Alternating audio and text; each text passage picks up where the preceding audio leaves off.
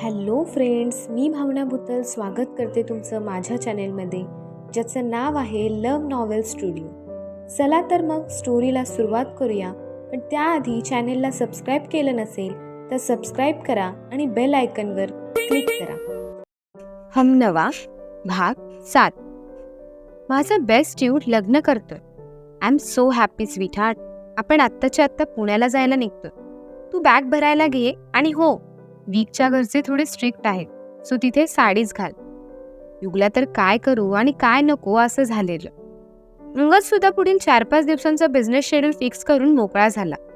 युग, अविरा, अंगद आणि सलोनी पुण्याच्या दिशेने जायला निघाले. आता पुढे थोडं बोलायचं होतं तुझ्यासोबत. आजीने विकल्पला रूममध्ये बोलवून घेतच म्हटलं. सोबत मामा आणि विकल्पचे आई वडील सुद्धा होते.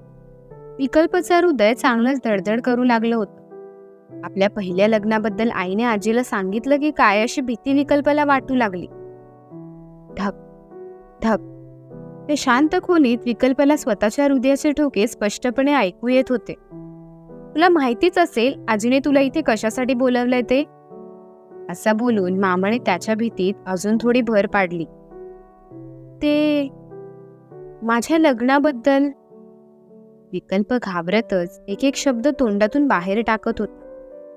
म्हणजे तुझ्या आईने तुला सांगितलंय तर. विकल्प वाक्य पूर्ण करणार त्याआधीच त्याच्या आजीने त्याला टोकलं. विकल्पने भुवया उडवत आईला काय झालं म्हणून विचारलं. मी काहीच सांगितलेलं नाही आई, तूच काय ते सांग त्याला. विकल्पची आई स्वतःच्या आईला म्हणाली. लग्न झाल्यावर काही महिने शार्वी इथेच राहील. जोपर्यंत तुम्ही दोघी नीट संसारात रमत नाही, निदान तोपर्यंत तरी ती इथेच राहील. तुला या गोष्टीवरून काही प्रॉब्लेम असेल असं मला वाटत नाही, आजी म्हणाली. तसंही आजीच्या तोंडून निघणारा शब्द तो शेवटचा शब्द. आजी समोर नाही म्हणून मान डोलवायची हिंमत विकल्पचीच काय घरातील कोणाचीच होणार नव्हती. शार्वीला माहितीये का याबद्दल, थोडं घाबरतच त्याने विचारलं. ती पार्लरमध्ये गेली. तिथून आल्यावर तिच्यासोबत सुद्धा बोलेलच मी, मामा म्हणाला. ओके, मला नाही काही प्रॉब्लेम. एवढं बोलून विकल्प तिथून निघून गेला. संध्याकाळी साधारण 4च्या दरम्यान अंगदने गाडी सुभेदार वाड्याबाहेर थांबवली. सुभेदार वाड्याचं मुख्य प्रवेशद्वार बंद होतं. जोरजोरात हॉर्न वाजवण्याचं काम अंगद करत होता. एक वयस्कर गृहस्थ अंगात 40चं बळ घेत पळतच प्रवेशद्वार उघडायला आला. संपूर्ण वाडा फुलांनी सजवला होता. केळीचा खांब दरवाजाच्या दोन्ही बाजूने होतं. दारात मंडप देखील बांधला होता. विकल्प आणि शार्वीच्या लग्नाची जोरदार तयारी सुरू झाली होती. आता माझी खरं खात्री पटली की आपला विक लग्न करतोय, असं म्हणत अंगदने गाडी पार्क केली. आपापल्या बॅगा सगळे गाडी बाहेर काढू लागले. कसलं भारी आहे हे घर. अविरा बाहेरूनच सुभेदार वाडा न्याहाळत होती. विकला कॉल तरी कर, अंगदने युगवर हुकूम सोडला. तेच करतोय रे ड्यूड, युग उत्तरला. मित्रा मंडळी आले हे कळल्यावर विकल्प त्यांना न्यायला खाली आला. हा याचा डॉक्टरवाला लुक कधी सोडणार ड्यूड. दुरूनच येणाऱ्या विकल्पकडे बघतच अंगद पुटपुटला. सफेद रंग विकल्पच्या आवडीचा होता. त्यात तो डॉक्टर सुद्धा होता, त्यामुळे त्या रंगासोबत वेगळंच नातं निर्माण झालं होतं त्याचं. सफेद शर्ट आणि त्याखाली ब्लॅक पॅन्ट. नेहमीच्या चालीप्रमाणे म्हणजे लांब लांब पाय टाकत तो मित्रमंडळींजवळ येऊन उभा राहिला. त्यांना बघून भरपूर आनंद त्याला झाला होता. सदाशिव, सगळं सामान गेस्टरूम मध्ये ठेव, विकल्पने नोकरावर हुकूम सोडला. कुठे ठेवू म्हणले साहेब, सदाशिवने हात जोडतच विचारलं. तुला एक्सप्लेन करायला माझा मूड नाही. तू एक काम कर, माझ्याच रूम मध्ये सामान ठेव, नंतर बघू. गेस्ट रूम पण फुल आहे, विकल्प म्हणाला. सगळ्यांच्या बॅगा घेत नोकर तिथून जाऊ लागला आणि नोकरांच्या मागोमाग विकल्प आणि त्याची मित्रमंडळी. मला वाटलं तुम्ही उद्या याल. निघाल्यावर 1-2 फोन तरी करायचा ना, विकल्प एकटाच बोलत होता. पण चौघेही शांत होते. विकल्प सोबत बोलायचं नाही असंच त्यांचं ठरलं होतं. अचानक सगळं काही जमलं आणि आपल्यापासून सगळं लपवून ठेवलं म्हणून मित्रमंडळींना थोडा राग त्याचा आलेला. युग आणि अंगद काहीच उत्तर देत नाहीत हे बघून विकल्पने मागे वळून पाहिलं. तुमच्यासोबत बोलतोय मी, विकल्प म्हणाला.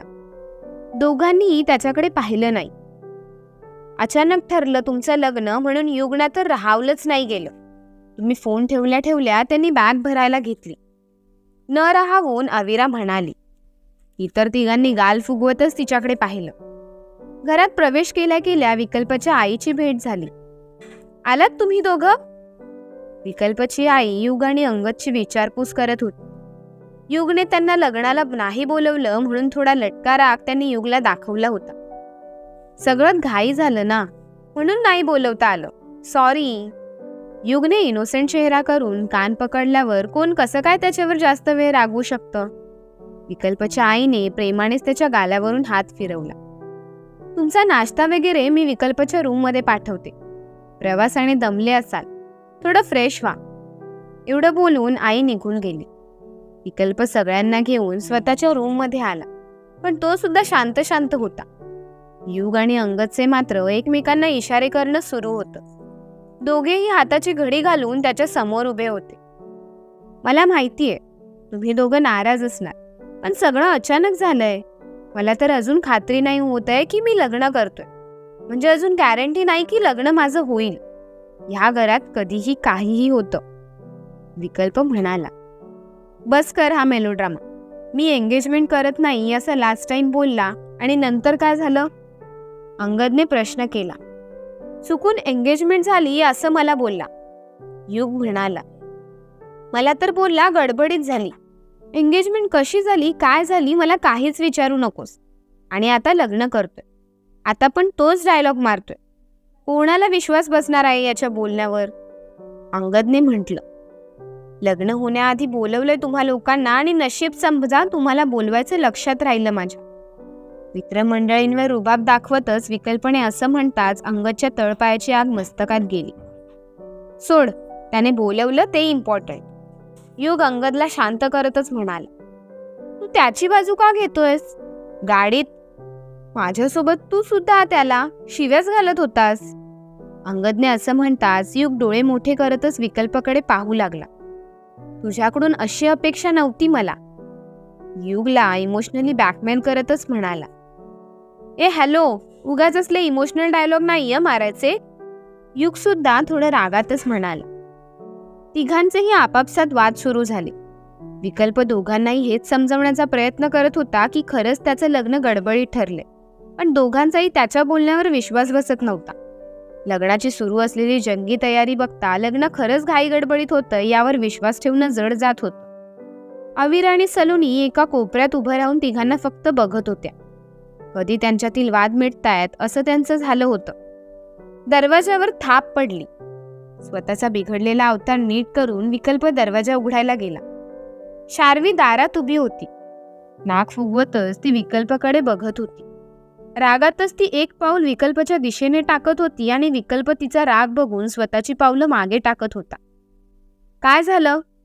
विकल्प तिला विचारतच मागे मागे येऊ लागला. विकल्प आत शिरताच शार्वीने दरवाजा लावून घेतला. रागातच विकल्पाची कॉलर तिने पकडली. तू समजतोस कोण स्वतःला? आणि काय नको त्या आजीला सांगतोयस? आपलं ठरलेलं ना लग्न झाल्यावर तू तुझ्या मार्गे मी माझ्या मार्गे, मग लग्न झाल्यावर मी ह्या घरी का राहणार? शार्वी आक्रोश करत होती. आजीने घेतलेल्या निर्णयाने तिचं स्वप्न तुटणार होतं.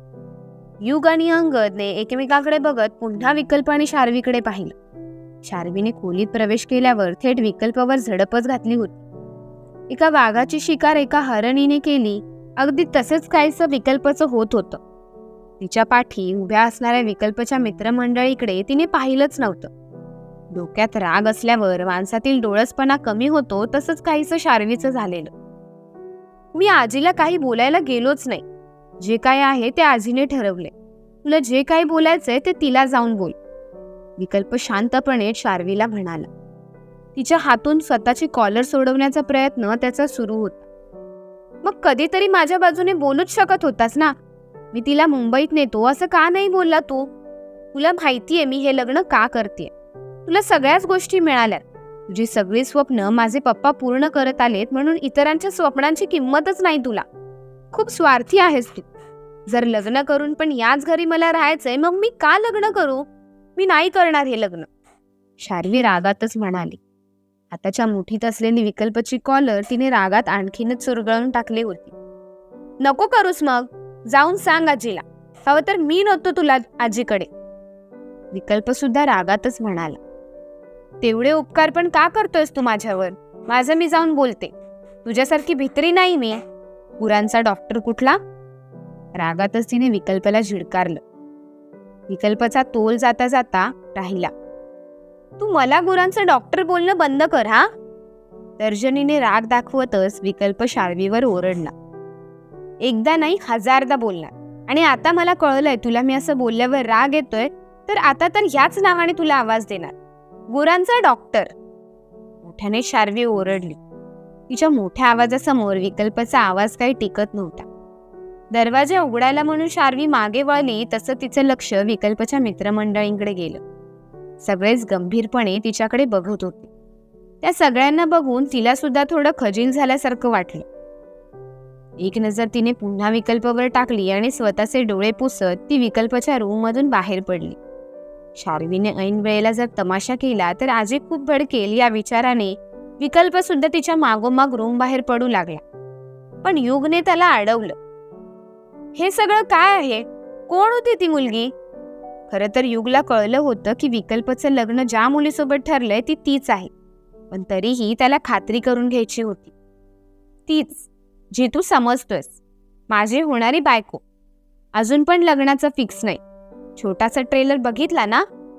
युग आणि अंगदने हो म्हणून मान डोलवली. असं जबरदस्ती का लग्न करतोयस मग? अंगदने विचारलं. ते मी रात्री निवांतपणे सांगू का? आता सांगत बसलो तर ती शेंबडी गोंधळ घालेल तिथे. मी जाऊन तिच्याकडे बघतो. मी येईपर्यंत तुम्ही फ्रेश व्हा. एवढं बोलून विकल्पने थेट शार्वीची रूम गाठली. पण शार्वी रूम मध्ये नव्हती. तिला शोधत तो आजीच्या खोलीत शिरला. दरवाजाला कान लावून तो शार्वीचं आणि आजीचं बोलणं ऐकण्याचा प्रयत्न करत होता. विकल्प, आत ये. आतूनच आजीचा आवाज आला. दरवाजाबाहेर पण डोळे आहेत की काय हिला? विकल्प स्वतःशीच पुटपुटला. विकल्प. आजी मोठ्यानेच ओरडली तसं दरवाजा लोटत मान खाली घालून तो आजीसमोर येऊन उभा राहिला. ही जे बोलते ते खरं आहे का? आजीने रागातच विचारलं. काय बोलतेय ही? शार्वीवरून नजर टाकतच त्याने आजीला पुन्हा विचारले. काय बोलली असेल शार्वी आजीला? कळेलच पुढील भागात. आणि सगळ्यात महत्त्वाचं, कमेंट करायला विसरू नका. धन्यवाद.